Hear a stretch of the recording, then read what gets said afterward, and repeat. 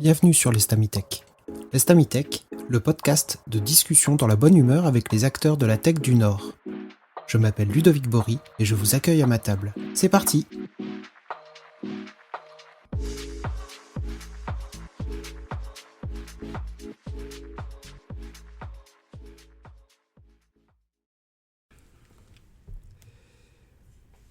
Il y a bientôt 15 ans, mes collègues de l'époque ont créé Programmatou. Alors, au-delà du nom qui était fabuleux, c'était une initiative pour montrer aux enfants que l'informatique pouvait être simple et ludique. Depuis, des initiatives comme Devox for Kids ont fleuri et les outils pour apprendre le code aux plus petits se sont multipliés. En 2015, à Lille, Devox for Kids a été organisé et c'est là que j'ai rencontré mon invité du jour. Aujourd'hui, me voilà papa d'une petite fille de 7 ans, en âge de redécouvrir tout cet univers de l'apprentissage du code pour les enfants. Alors par où commencer? Mon invité d'aujourd'hui, Mathieu Gillion, se définit comme Coding and Robotic Trainer. Alors si l'apprentissage du code chez les enfants et les ados vous intrigue, que vous cherchez à en comprendre l'intérêt ou à découvrir les bons outils, cet épisode est fait pour vous. Bienvenue Mathieu. Comment vas-tu? Très bien Ludo, très bien. Très content d'avoir été invité pour ce petit échange Estamitech. Estamitech, exactement. Écoute, moi aussi je suis ravi, c'est un sujet qui me tient à cœur depuis des années. Euh, on, on organise des événements, j'en ai fait à Paris, j'en ai fait à Lille, ça a toujours été ponctuel, et toi il se trouve que c'est ton métier. Donc ça m'intéressait beaucoup d'en parler avec toi. Déjà, la première étape c'est de savoir comment est-ce qu'on arrive à ça, comment est-ce que ça a pu devenir ton métier, d'apprendre le code aux enfants. Et puis on va s'intéresser aussi au pourquoi, quels sont les bons outils, et quelle est la démarche derrière tout ça. Voilà, si ça te va. Ça me va très bien. Alors ton parcours, tu m'as dit que... J'ai bien aimé parce que tu m'as dit que le principal avec le BAFA, finalement, ça nous ouvrait beaucoup de portes. Et donc tu as le BAFA, tout a Oui, commencé un peu de ça. c'est parti parce que j'avais le BAFA Ok. Tu as fait formateur itinérant. par Euh, la suite. ouais. Tu as travaillé dans des écoles. Tu as Beaucoup d'écoles beaucoup d'écoles. Tu as créé les salles cyber dans les écoles. aussi, Ok. surtout dans la ville de Lille. Dans la Ouais. ville de Lille. Tu as travaillé en Bretagne avant, c'est ça? Un court passage en Bretagne avant d'arriver à Lille. Ouais. Et tu as débarqué à Lille en quelle année? 14 mars 2005. 14 mars. Ok. Donc ça va faire 20 ans. Ça va faire 20 ans, ouais. Ça va être l'épisode des anniversaires, alors on va... parce que- On se retrouvera autour d'un Welsh. Avec plaisir. Euh, donc tu arrives à Lille. Et quelles ont été les différentes étapes pour arriver à Euratech? Déjà, peut-être pour qui est-ce que tu travailles aujourd'hui? Pour, je travaille avec Euratechnologie, pour Euratechnologie, sur l'écosystème d'Euratechnologie, et je suis responsable du Learning District, qui est la partie éducation, qui a plusieurs programmes, dont Euratech Kids. Ok, comment on arrive à Euratech pour faire ce job? En traversant la Dole. Bon, allez, je vais aller un peu plus loin. En fait, j'arrive en 2005, en mars 2005, et j'ai pas de taf. J'ai démissionné de mon emploi en Bretagne, au plus grand regret de mes employeurs à l'époque. Et en fait, j'y viens pour des raisons personnelles. Et donc, pendant quelques semaines, je trouve des petits boulots. Et un jour, je tombe sur une annonce qui est top, qui, euh, qui me ressemble. Et c'est l'association X2000 qui cherche un animateur formateur en bureautique, informatique à l'époque. Je candidate et on m'explique que dans le profil, ils ont à charge d'animer la cyberbase des Bois Blancs dans l'école des Bords de Valmore. Ok, super. Donc de l'autre côté de la Deule. De l'autre côté de la Deule, puisque là on est à un Crédit Agricole Village face à Euratech, et justement c'est de l'autre côté. Et pour moi ça me va, j'ai l'expérience des écoles, j'ai l'expérience de l'informatique, etc. Et on me met une semaine en test, et puis après ça s'arrêtera plus, je travaillerai pour X2000 pendant plus de 10 ans. Ok. Et pendant ces 10 ans, déjà tout au début j'anime la cyberbase des Bois Blancs. En ayant des horaires un peu en décalé, on commence en début d'après-midi et on finit en milieu de soirée, Pourquoi? Parce qu'on propose des cours du soir à la population. À l'époque, c'est... Tout âge. Alors, tu es dans une école, donc il y a tous les âges. Mais la particularité du métier à l'époque, c'était la fracture numérique. C'était, il faut donner des compétences à la population pour se débrouiller avec Internet, l'informatique, la bureautique. Quelle année? 2005. On est en 2005, l'iPhone n'existe même pas. Simplement pour le repère. Donc c'est les gens galèrent pour avoir un email, fonctionner les emails, la sécurité informatique, on n'en parle même pas, la bureautique, enfin un peu tout ça. Et le multimédia, parce que qu'est-ce qu'on peut faire avec un ordinateur? Donc il y a aussi le côté professionnel, il y a aussi le côté ludique, divertissant, etc. Communication. Donc je propose des cours du soir, donc de 18h après l'école, quand l'école est fermée, donc la cyberbase ouvre, et je fais des cours du soir, tous les soirs, du mardi au vendredi, et on est ouvert le samedi après-midi pour le public. Et vu que je suis dans l'école à partir de 14h, donc je peux préparer ma journée, et puis après l'école, il y a le périscolaire. Donc le périscolaire, j'accueille les élèves qui sont en périscolaire, je les aide à l'aide de l'outil à faire leurs devoirs. Et quand ils ont terminé leurs devoirs, ils ont le droit de venir, s'ils en ont envie. Je leur apprends des trucs. Ok. Voilà. Donc par exemple, ça peut être, Mathieu, j'ai besoin de faire un exposé sur l'Égypte, en CE2, c'est l'Égypte par exemple, je me souviens.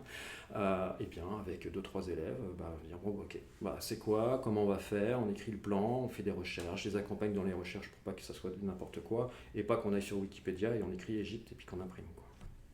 Donc il y a tout un accompagnement à l'utilisation de la technologie pour arriver à nos fins. C'est toujours ça. C'est comme ça que j'utilise la tech et comme ça que je la transmets. Ok. C'était pas vu par les enfants comme juste un outil, une console de jeu avec une souris clavier? Carrément.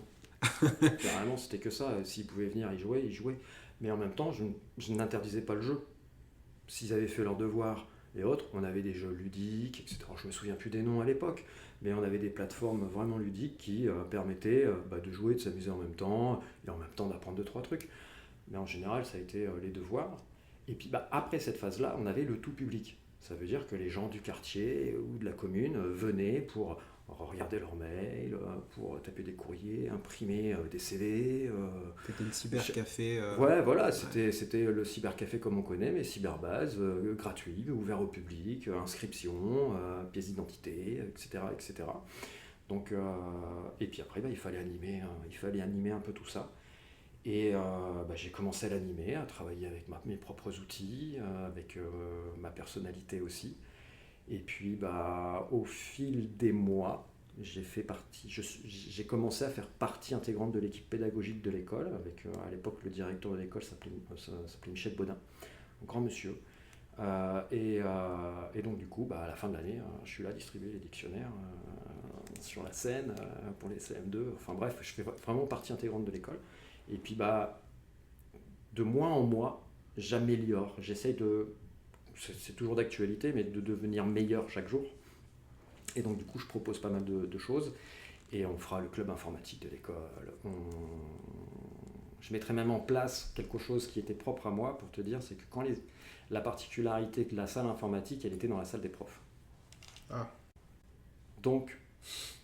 Un peu peur, un peu intimidant, tout ça? Pas spécial. Au début, oui, parce que tu es au plein milieu de profs. Mais en même temps, tu entends toutes les choses dans lesquelles ça va pas. Donc du coup, j'essaye d'utiliser mes moyens pour que ça aille bien. Et j'ai remarqué une chose, c'est qu'il y avait pas mal de gamins punis dans la salle des profs. Donc ils sont autour d'une table et ils font rien. Et pendant ce temps-là, moi je prépare mon cours ou je fais ce que j'ai à faire. Et puis à un moment donné, j'ai commencé à prendre le puni et à le mettre devant un ordinateur et à lui apprendre des trucs. Et puis j'ai remarqué qu'il y avait de plus en plus de punis. Donc tu as récupéré les punis de l'école. En fait, ceux qui voulaient apprendre autrement, quoi. Et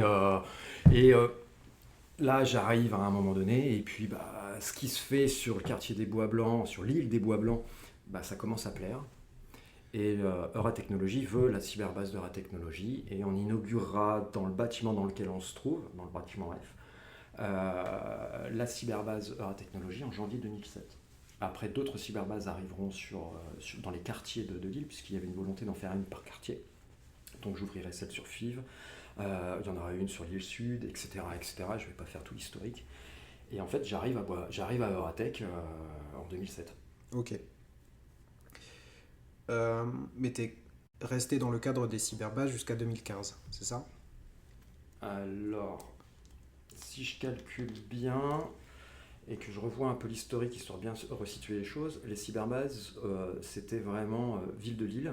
Et à Ouais. un moment donné, alors je ne sais plus en quelle année, il y a un switch. Ça veut dire que la ville de Lille subventionnait un prestataire, qui était l'association X2000 pour laquelle je travaillais, pour pouvoir animer les lieux. Et après, ils ont switché. Ils ont donné les subventions sur les lieux qui hébergeaient la cyberbase. Et donc, certaines ont fait le choix de s'en occuper par eux-mêmes. Ok. Ce qu'il y a, c'est que la technologie a toujours fait confiance à X2000. Donc, quelque part, je devenais de plus en plus, et mes collègues de l'époque, on devenait de plus en plus prestataires d'Euratech qui n'avaient pas voulu avoir les fonds et être gérés par eux-mêmes. Par contre, à un moment donné, la technologie a fait un choix de s'éloigner de la fracture numérique pour partir vraiment sur l'emploi, parce que Ratech, c'est bien beau, mais à un moment donné, ça commençait à bien cartonner. 2010, 2011, 2012, il y a eu des belles promos au niveau entrepreneuriat. Et d'un seul coup, ils se sont dit, mais ouais, mais c'est bien beau, on est dans un quartier où il y a de la richesse, où il y a des jeunes qui sont en manque de compétences, ça serait bien qu'on les mette dans nos boîtes. On est à Euratech et dans le quartier des Bois Blancs, c'était vraiment une idée quoi, d'embaucher les jeunes, de les former et de les embaucher Ouais. dans nos boîtes. De créer des futurs entrepreneurs Voilà, finalement. et en même temps, de tout ça et de fil en aiguille, nous étant prestataires, on répond à des demandes, des fois, non, c'est pas ça qu'il faut faire, donc on essaye de répondre, et à un moment donné, je propose quelque chose, quoi. Je propose quelque chose, et ce quelque chose commence à prendre forme. En 2009, on déménage, déjà, on arrive dans le bâtiment Le Blanc-Lafont, on est dans un tout petit espace de 50 mètres carrés qui n'est pas spécialement dédié à la formation et à l'accompagnement d'enfants, mais je commence à en parler avec l'équipe de l'époque. Et au compte-gouttes, on dit, voilà, tiens, tu continues avec les enfants le mercredi, tu continues avec le programme pour les adultes, et on voit où on va.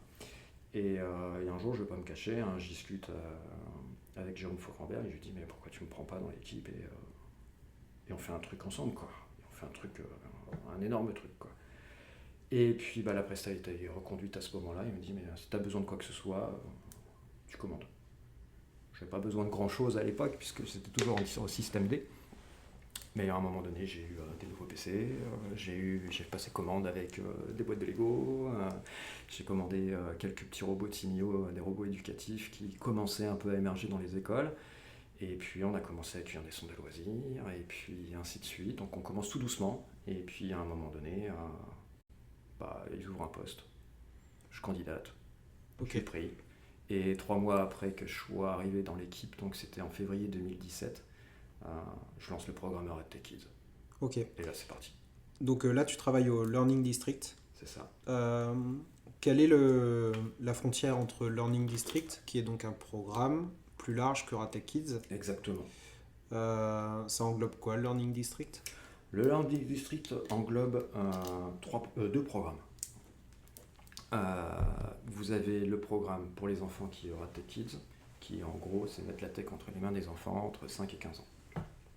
Et ensuite, à partir de 16 ans, on a un programme pour adultes, qui est le programme BTech, qui a pour but de faire découvrir les métiers du numérique autour de la compétence WebDev. Ça veut dire qu'en 6 à 8 semaines, à raison de 2 à 3 jours par semaine, on t'apprend à créer un site web au niveau du code, avec les bases du code, HTML, CSS, sans aller beaucoup plus loin, pour créer un site web, une petite vitrine, etc. Et même ton propre CV site web, on va dire, pour pouvoir montrer de quoi tu es capable, et en même temps de découvrir tous les métiers du numérique qui sont autour du code, pour te dire, tiens, tel métier ça m'intéresse, tel métier ça m'intéresse, et en même temps on va les accompagner dans la recherche de formation. Mettre un pied dans l'univers. Voilà, mettre un pied dans l'univers et la filière. Si ça m'intéresse, je continue. Si ça m'intéresse pas, je sais que ça m'intéresse pas, donc je perds pas de temps et je vais goûter à autre chose. Aujourd'hui, le programme BTech, il est réalisé et fait par l'association Z Code pour l'emploi, après que j'ai animé et géré le programme pendant 10 ans. Donc depuis janvier 2024, c'est Florian de l'association Z qui me remplace, qui continue, qui ne me remplace pas, mais qui continue, et j'ai toujours la responsabilité du programme au sein du Learning District. Comment on postule On pourra donner des contacts pour... Pour le programme E-Tech ? Ouais, bien sûr. On peut même passer par moi, il n'y a aucun problème. Ok. Mais oui, on pourra donner des contacts. Il y a une page web sur le site de la technologie. Vous avez une page web dédiée au programme E-Tech, un lien avec les prochaines dates. Il suffit de mettre un nom, un prénom, un numéro de téléphone et un email. Et après, on vous rappelle, quoi. Ok. Donc on en est là. Learning District, Euratech Kids. Toi, Euratech Kids, c'est une grosse partie de ton activité. C'est quasiment 99% de mon activité aujourd'hui. Donc ça s'adresse à qui ? Ça s'adresse à tous les enfants. Ça s'adresse à tous les enfants. Donc moi, je sais que j'ai eu la chance d'y participer. C'est pas facile d'y participer Non. parce que c'est vachement demandé. Tu ouvres donc des ateliers souvent pendant les vacances, gratuits. Oui. Tu peux nous parler du modèle justement. Oui. Je sais que ça te tient à cœur. Oui, ça me tient à cœur parce que c'est l'idée de départ et on arrive encore à la suivre presque 10 ans après. C'est la gratuité. Ça veut dire qu'on s'adresse à tous les enfants, alors bien sûr à partir de 4 ans et demi, 5 ans. Avant c'est trop tôt, on oublie. Et après il n'y a pas d'âge pour continuer à découvrir la tech. Donc pour les 5-15, on fait ce programme-là. Et pourquoi la gratuité ? C'est parce que notre cible, ce sont tous les enfants. On ne va pas se baser sur leurs parents, sur leur environnement social, sur leur environnement financier des parents, etc. Un enfant, c'est un enfant. Voilà. Et il n'a pas d'argent. Ok. Donc il ne peut pas se payer un atelier. Donc là-dessus, on ne réfléchit pas. On a un budget annuel. Et on pense sur ce budget-là, on va chercher des financements, on ne parle pas d'argent. Alors à Tech Kids, on ne parle pas d'argent. Ok. Tu reçois quand même des écoles. Beaucoup d'écoles. Beaucoup d'écoles. Ça fait combien d'enfants en tout ? Alors, cette année, j'ai accueilli plus de 2600 élèves. 2600 par an, ok. Juste dans le cadre des écoles ou avec Que les les ateliers ? écoles. Que les C'est écoles. Que les écoles. Ok. On dépasse les 3000 par an avec les enfants. Ok. Et donc en tout, ça fait J'ai fait les chiffres là parce qu'on a passé les 10 000 enfants depuis la création du programme Euratech Kids. Félicitations. Merci. Joyeux anniversaire. Merci. 10 millième. Ouais, c'était fin juin. C'est l'école Montessori en plus, qui est sur le quartier des Bois Blancs.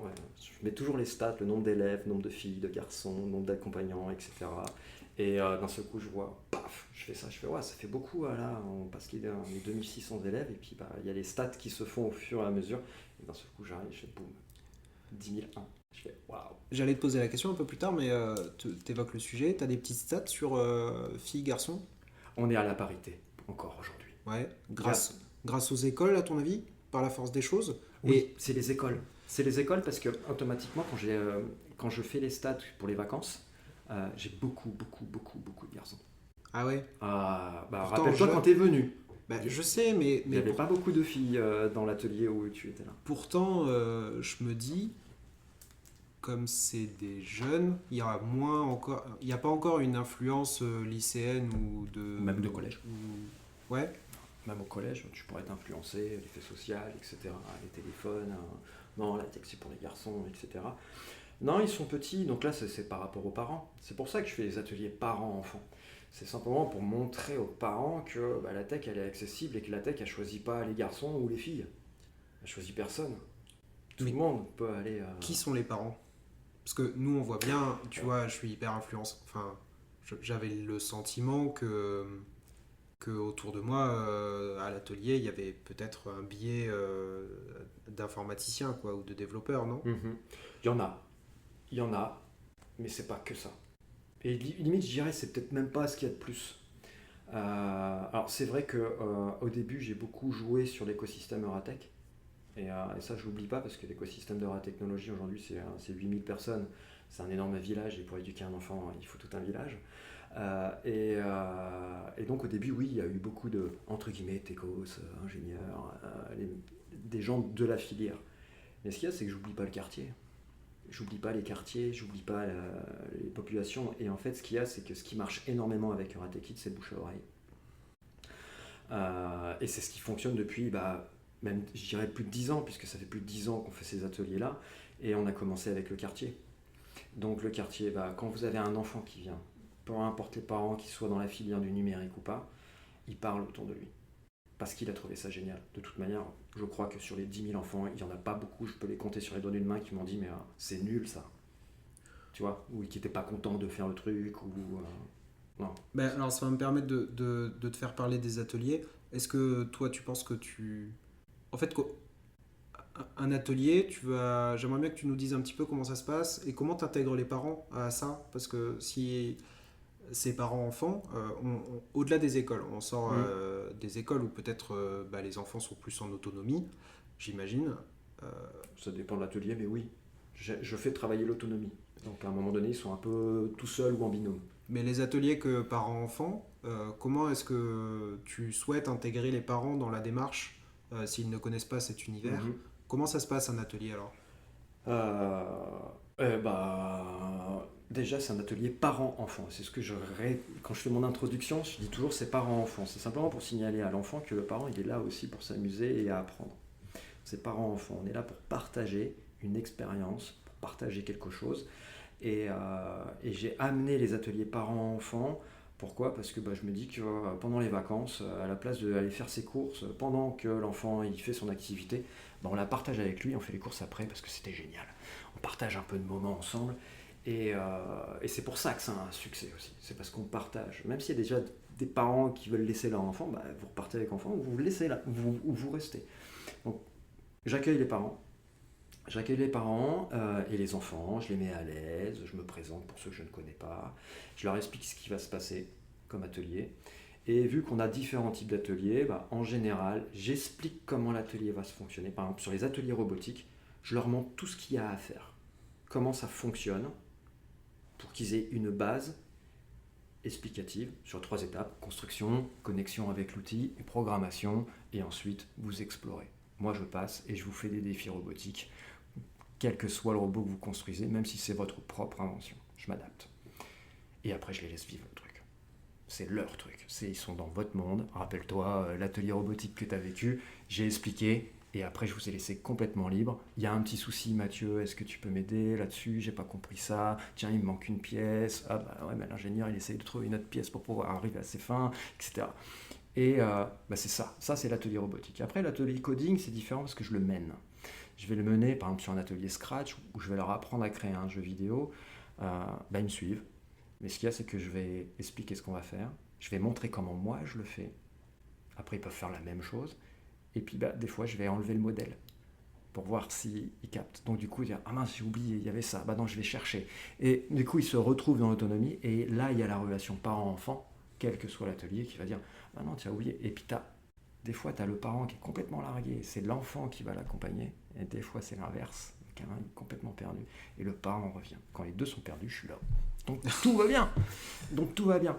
Et il va y avoir ça. Et quels que soient les ateliers, des fois, j'ai des ateliers parents-enfants avec des tout petits. Ils ont un robot, ils apprennent à se repérer dans l'espace pour déplacer le robot. C'est base de l'algorithmie, tu sais, c'est avec les flèches, tout droit, tourner à gauche, tout droit, tourner à droite. C'est la même chose, sauf que là, c'est un robot qui se déplace et qui concrètement te donne le résultat. Et s'il arrive au bon endroit, t'es content, le gamin il sourit, limite il applaudit le robot, ou il fait un câlin au robot parce que il le prend pour un doudou. Tourne à droite et range ta chambre. Voilà, par exemple. Moi je trouve ça génial. Hier après-midi, il y avait un atelier robotique tel que tu l'avais vu. Le gamin il a construit un robot, il l'a connecté, il l'a programmé, et puis d'un coup il vient me demander l'autorisation. Est-ce que je peux construire mon propre robot? Je dis bien sûr, c'est le but du jeu, quoi. Vas-y, fais-le. Et 20 minutes après, j'entends « Ouais, j'ai réussi à construire ma voiture !» Tu vois, mais le « ouais !» mais tu l'entends, instinctivement, c'est sorti tout seul, et tout le monde le regarde, et puis tout le monde sourit.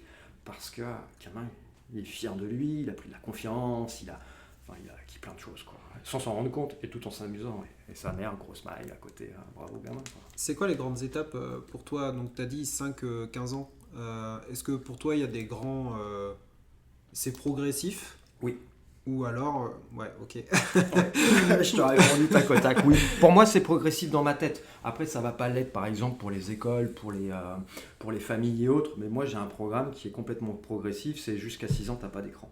Donc, le petit robot pour les petits, ben, il a pas d'écran. Il est tout petit, il est mignon, il fait du bruit. T'as des Il a noms pas- à donner? Ouais, c'est Cubo. Cubo le robot, c'est Cubo Robotics qui le fait. C'est un robot éducatif qui est très utilisé dans les écoles. Avec un tapis, je crois. C'est Il y ça. a une map. Il y a Ouais, une map, c'est il y a une carte et le robot se déplace, etc. Alors, beaucoup utilisé dans les écoles en Scandinavie. ok. Voilà. Montessori, tout ça. Dans le Peut-être. même, c'est dans le même principe. C'est Ouais. dans le même principe. Vous avez une boîte et c'est un robot. En fait, lui, on le code et on le déplace grâce à des puzzles. Et sur ces puzzles, vous avez des flèches. Et en fait, etc. etc. Ça marche très, très, très, très bien. J'adore ce robot. Après, vous avez d'autres robots similaires comme le Bee-Bot, Blue-Bot, où vous appuyez sur des flèches pour déplacer la petite abeille sur une grande carte. Vous avez Coloris qui fait ça aussi bien.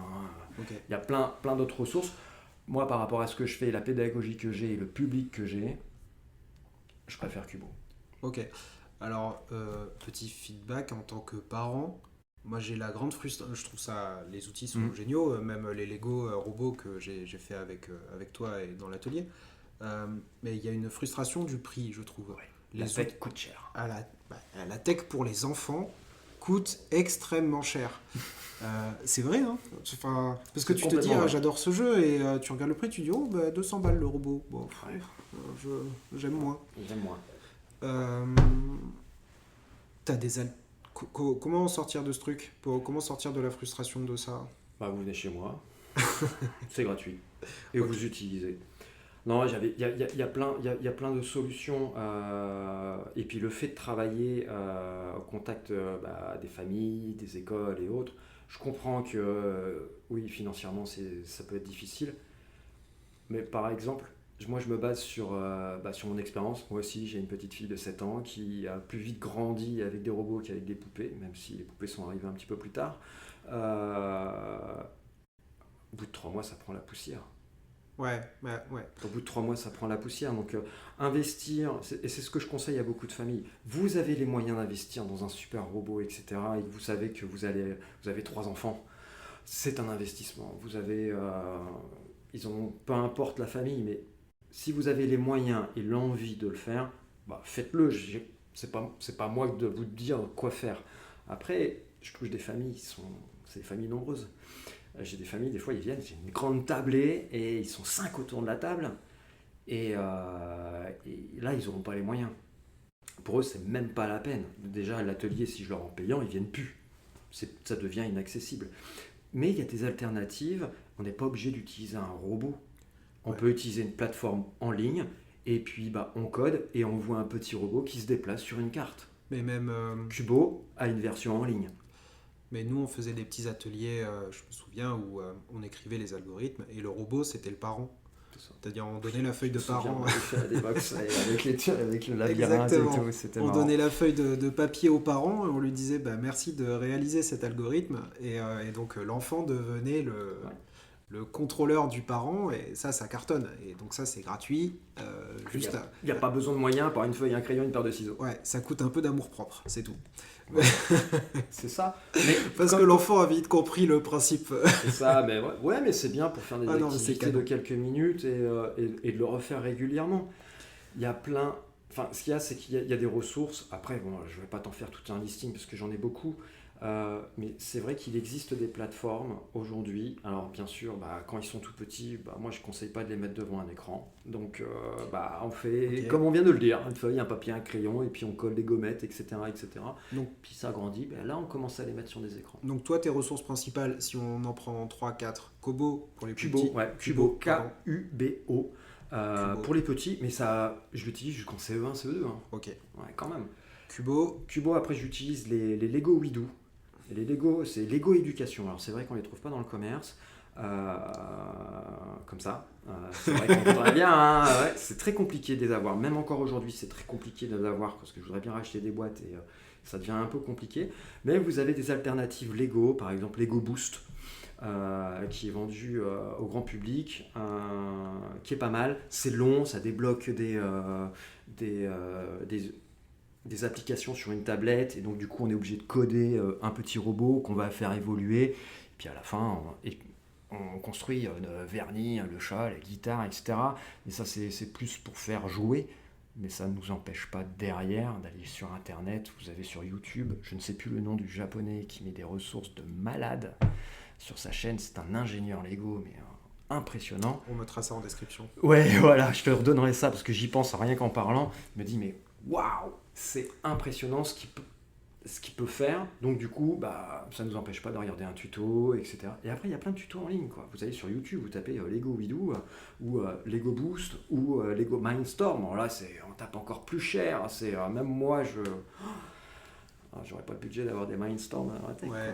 C'est excessivement cher. Mais ça se fait plus, hein, parce qu'ils avaient sorti les V3 avec du Bluetooth et tout, mais j'ai l'impression Ouais, mais qu'ils là, ont arrêté. Là. Ils en ont mis une dernière. Ah ouais. Tu pleures. Non, j'ai vu l'année dernière, ils en ont sorti une belle en décembre. Et, Ouais, mais c'est genre 800 balles la boîte. Un truc ouais, comme t'es ça, à 640 pour avoir le truc bien. Mais ça existe. Tu vois, Ok, ça existe. Et après, je passe vraiment sur le PC. Ok. La Ouais. tablette, pour moi, c'est un outil de consommation. Ça, c'est personnel, hein, attention. Pour moi, c'est un outil de consommation et pas de création. J'arrive pas à créer quelque chose avec une tablette. Je ne fais que consommer peut-être du contenu, ou j'utilise la tablette comme un outil. Je vais l'utiliser avec les Lego Widoo pour pouvoir programmer l'outil, mais je peux le faire avec un PC. J'utilise une tablette à Euratech pour avoir beaucoup plus de place sur la table. Bah, je l'ai vu vois. avec ma fille. La tablette, c'est vrai que tout en drag and drop, c'est un peu à la Scratch, hein, clairement, l'interface. Et c'est pas toujours pratique de déplacer tes blocs, de les modifier, tout ça. Putain. Mais ça fait le job, quoi. Ça fait le job, c'est bien pour commencer, mais le must, c'est le PC. Pour moi, le must, c'est le PC. Ok. Donc, Lego Éducation. Et puis ensuite, PC. Ensuite, le PC, Scratch. Scratch. Scratch, Ouais, c'est ça classique. fait 15 ans que je fais du Scratch, je Ça m'arrêterai marche pas, toujours. ça marche toujours aussi bien. C'est même vachement cool. Bah, par exemple, cet après-midi, je fais un atelier avec 10 familles sur Scratch, niveau débutant, et demain après-midi, on fait le casse-brique, quoi. Ok. Bon, on a 3 outils principaux. 10 000 enfants. On a un atelier. Tu vois des écoles. Tu vois des profs. Est-ce que tu formes des profs? Non. Je sens une petite pointe de... Mais il y aurait besoin. Non? Bah, je dirais oui et non. Je dirais oui et non, parce qu'il ne faut pas trop leur demander. Enfin, alors, j'ai beaucoup travaillé dans les écoles, on en demande énormément à nos instituteurs. Surtout en primaire. On leur demande de tout faire. Tout. Bah, moi, ils sont contents de venir chez moi. Ok. Ils sont contents de venir à Euratech. Euratech Kids, pour eux, c'est clé en main. Oui, et puis La c'est seule un- chose sur laquelle, excuse-moi, mais ils s'occupent, c'est le transport. Ok, il y a une gratuité, ok, bon bah l'école est gratuite, bah c'est bien, c'est gratuit pour l'école, parfait. Et ils s'occupent que du transport, il n'y a que ça à charge. Et des fois c'est, quand tu dois louer un car, parce que tu viens de Boulogne-sur-Mer, parce que tu veux faire vivre l'expérience, oui on vient de, on vient de loin aussi, là, tu fais le truc. On n'a pas parlé encore des collèges, mais quand tu as des collégiens qui viennent de Lens, Liévin, qui viennent 3 fois dans l'année, une fois par trimestre, pour le lieu, la partie entrepreneuriale et la partie robotique, code, métier du numérique, et cybersécurité maintenant qu'on a le cybercampus, il faut allouer un quart. Donc ça a un coût. Ok. Et puis les profs sont contents d'avoir quelqu'un aussi, un professionnel de la chose qui va... C'est ça, c'est la pédagogie, les retours des profs, la pédagogie, elle est bonne, le matériel, il est adéquat, les gamins en redemandent, et en plus ils peuvent se baser dessus. Par exemple, certaines écoles vont avoir une salle informatique, même s'ils n'ont pas toujours, on va dire, les compétences. Mais il y en a de plus en plus, hein. Il faut arrêter de voir le prof, je suis nul en informatique, Bah, et etc. puis les profs, Voilà. c'est pareil, la génération se renouvelle, ils ont Exactement, aussi grandi avec ces voilà, ils outils-là. grandissent avec l'outil. Après, ils n'ont pas toujours le temps de se former, mais il faut savoir que beaucoup d'instituteurs, le mercredi, quand il n'y a pas école, sont en formation. Il faut le savoir. Mais sur plein de choses. Et quand ils viennent, c'est clé en main, ils sont super contents parce que ils n'en perdent pas de temps. Ils n'en perdent pas. Et par exemple, quand on fait un jeu vidéo avec des CM1, CM2 pour les préparer à Scratch pour le collège, c'est quand même au programme. Donc, Ça doit devenir... Ça C'est fait au programme.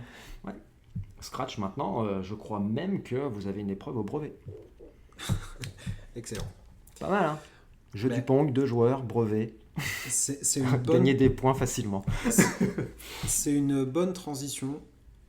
Euh, on a parlé du contenu, moi je voudrais parler maintenant du pourquoi. Tu... On a fait une liste. Alors, la On va première pas question que je te poserai, c'est tout à l'heure, tu as dit que tu avais créé les cyberespaces. J'ai pas créé. Non, ouais, tu as participé au Ouais. cyberespace aussi avec un enjeu de fracture numérique. C'est ça. Est-ce que pour toi, c'est encore l'enjeu d'aujourd'hui Bah, pour les enfants? pour être franc, ce que je faisais il y a 25 ans, je peux encore le faire aujourd'hui. Voilà, ça résume le truc. C'est... Pourquoi? Parce qu'on pense que la génération se renouvelle, mais ce qu'il y a, c'est qu'on vit déjà de plus en plus longtemps. Et à une époque, je faisais des cours pour les seniors. On pourrait encore faire des cours sur les seniors. On pourrait même faire des one-to-one avec les seniors. Mais avec les enfants. Avec les enfants, c'est pareil. Ça veut dire qu'il va falloir... l'enfant grandit. Donc, si je prends un enfant d'il y a 10 ans, ok, il avait 9 ans. Aujourd'hui, il en a 19. Donc, ça veut dire qu'il y a plusieurs possibilités. Il est encore en études ou il est peut-être dans le milieu du travail. Tu vois. Il a grandi déjà un peu avec la tech, mais il ne connaît pas tout de la tech. Donc, il a encore besoin d'apprendre. Donc, après, je ne dis pas pour un email les choses basiques d'aujourd'hui. Je pense que la fracture du numérique, elle existe encore. On a besoin de le faire. Après, c'est vrai que je ne m'en occupe plus. Il y en a d'autres. Il y a des associations, il y a des centres sociaux qui le font, etc. Qui sont beaucoup plus proches de la population pour pouvoir les accompagner et répondre à la demande. Mais à la réponse, quand je te dis que ce que je faisais il y a 25 ans, on peut encore le faire aujourd'hui, c'est pas faux, quoi. Mais tu m'as dit, la dernière fois qu'on s'était vu, tu m'as dit, moi, mon job, c'est de mettre la tech dans la main des enfants. C'est ça. Et en fait, il y a une différence entre utiliser la tech Ouais. et maîtriser la tech. Maîtriser, je sais pas quel est le bon terme. Expert. Non, mais tu vois, expérimenter des choses Ça. ou diriger, quoi. Diriger la tech. C'est ton objectif aujourd'hui avec les enfants, il est où dans le fait de vraiment mettre la tech dans la main des enfants? C'est une question de créativité, c'est une question de maîtriser l'outil, c'est une question de comprendre tous les enjeux. C'est peut-être un peu tout. C'est peut-être un peu tout. Il y a même encore plein de choses qu'on pourrait dire. Je dis souvent que je mets la tech entre les mains des enfants. Déjà, pour leur faire comprendre qu'elle est accessible. J'y ai droit. J'ai le droit de l'utiliser. Voilà. Ça veut dire que tout à l'heure, tu parlais d'un coût. Ah ouais, les copains, ils ont les robots et machin et bidule. Ça a un coût, mais c'est accessible. Ça veut dire que nous, on la rend accessible.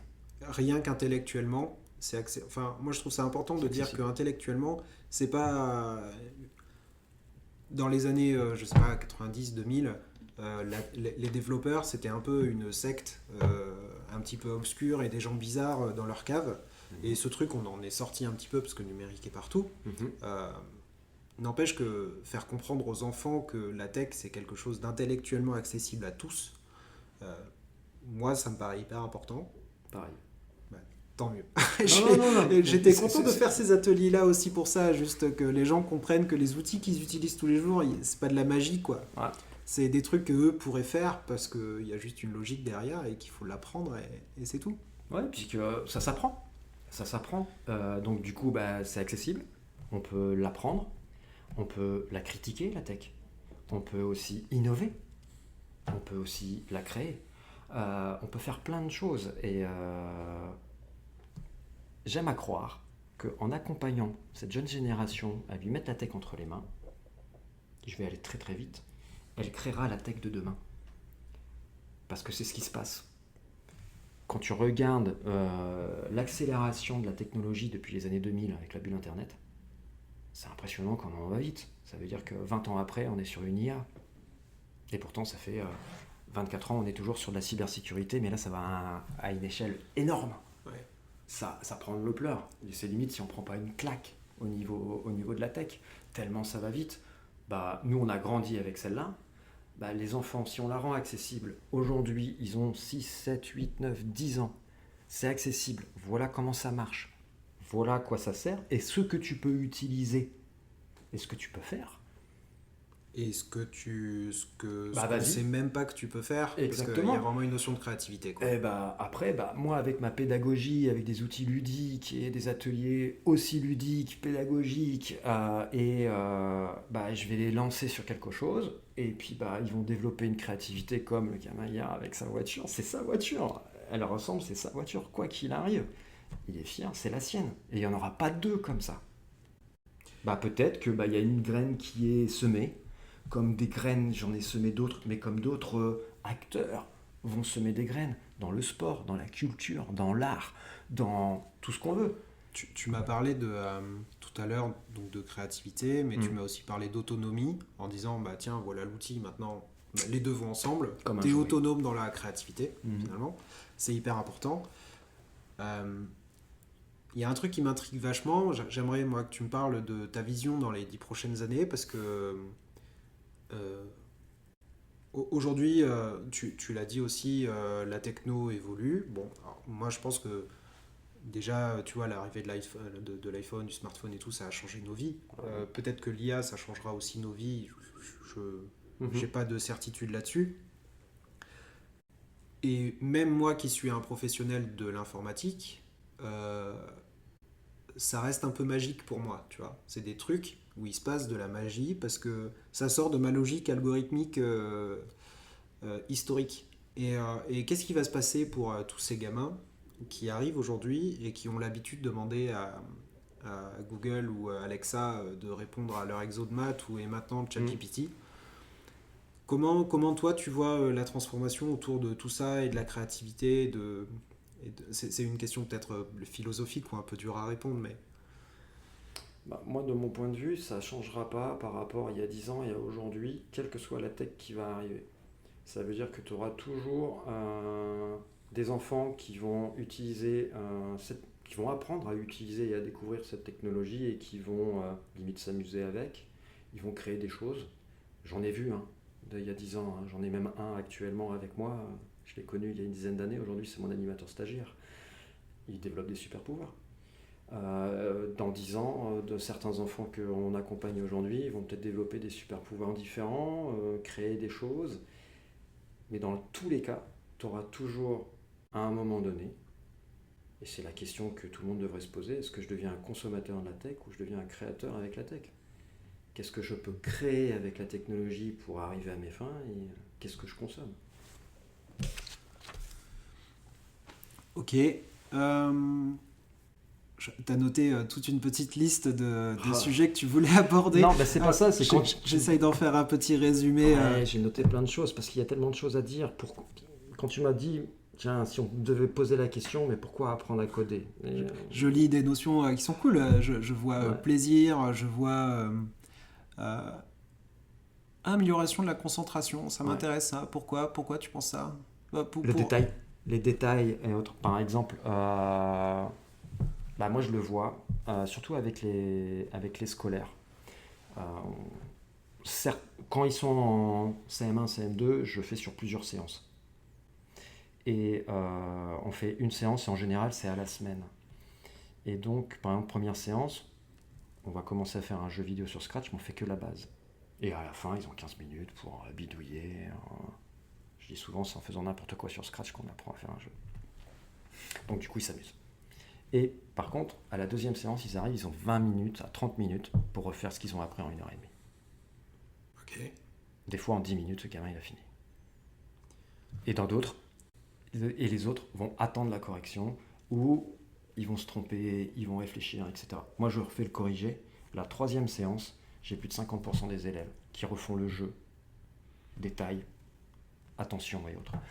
Euh, je prends toujours un exemple du poisson rouge qui oublie ce qu'il vient de faire au bout de quelques secondes. Et des fois, je lui dis, voilà, vous êtes des poissons rouges ou vous êtes des ingénieurs? Je les mets vraiment dans deux catégories, c'est même plus des élèves. Vous êtes des poissons rouges ou vous êtes des ingénieurs? Ingénieur. Team Poisson Rouge, moi. Bon, des fois, je suis poisson rouge aussi, je t'avoue. Mais en général, ils vont dire ingénieur. Et donc, ok, maintenant, on va faire les ingénieurs. Et donc là, d'un seul coup, ils se mettent dans l'autre situation, ils sont plus attentifs. Pourquoi ils sont dans un rôle? Ce sont des enfants, et en général, je m'adresse à eux, vous êtes des ingénieurs, vous êtes des développeurs de jeux vidéo. j'ai une conception de la vie où j'aime bien visualiser mes réussites en disant ouais, un jour j'arriverai à faire ça. Un jour je ferai ci. Bah, moi je les mets dans la même situation. Vous êtes des ingénieurs. Je ne demande pas que ça soit tous des ingénieurs. Je ne veux pas en faire une génération d'ingénieurs. Mais c'est simplement de les mettre dans la peau à un moment donné et on pense comme tel. Aujourd'hui on va développer un jeu vidéo. Donc vous n'êtes plus des enfants, vous êtes des développeurs de jeux vidéo. On pense comme un développeur de jeux vidéo. Donc je les accompagne à penser comme tel. Et du coup, bah, ils vont travailler en équipe. Ils vont réfléchir. Ils vont se dire, ah bah oui, mais attends, là je suis pas le joueur.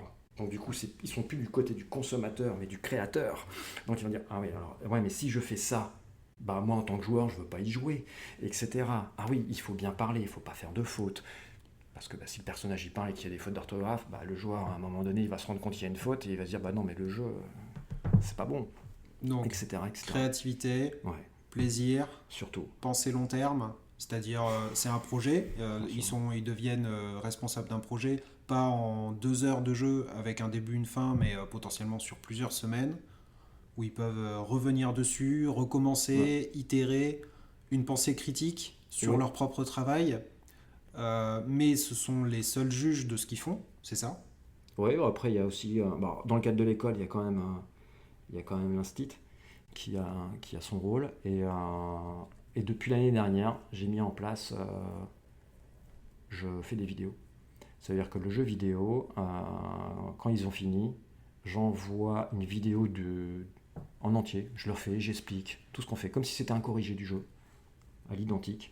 Et j'envoie la vidéo, j'ai mon petit Google Drive avec mes instits, et paf. Et ils ont la vidéo personnalisée. Et comme ça, les instits peuvent le retravailler à l'école. Ok. On est à 3 quarts d'heure là. Ouais, déjà. Ça passe vite. On est qu'à l'entrée. Ah, c'est pas grave, on fera une repasse. Mm. Si on essaye de résumer tout ça, moi là je suis papa d'une petite fille de 7 ans. Mhm. Si j'essaye de comprendre un petit peu ce que tu m'as dit, c'est mettre la tech dans la main de ma fille sans la diriger. C'est du lâcher prise parental un petit peu quand même. De lui donner des outils et lui dire vas-y ma fille, crée, amuse-toi, prends du plaisir. T'es pas obligé de finir aujourd'hui, tu finiras quand t'as envie, tu reviens dessus, tu te fais plaisir, même tu peux recommencer si t'as envie de recommencer. Ça c'est le cadre global. Les outils, il y a des outils en ligne qui existent. Scratch est un bon moyen.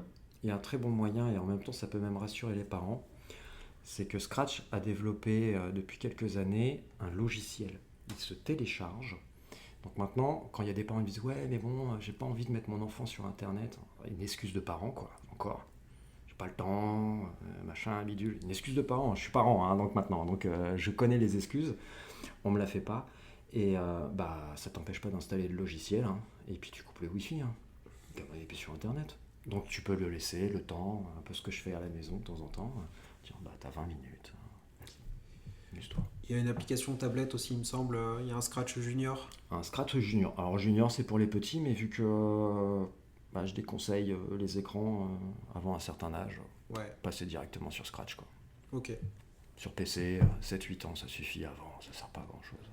Autant jouer avec des Lego et construire et faut prendre son temps. Le but c'est pas de mettre la tech le plus tôt, c'est ok j'accueille des grandes sessions maternelles, mais c'est parce que je m'adapte au programme scolaire.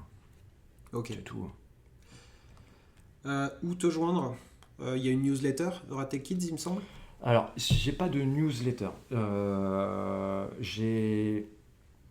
J'envoie la programmation. En fait, je le dis souvent, beaucoup ont un fichier client, moi j'ai un fichier famille et un fichier instit. Ça veut dire que dès que je connais la programmation des prochaines vacances, je vais la communiquer. Et j'ai une base de données avec les emails des parents, des familles qui sont déjà venus.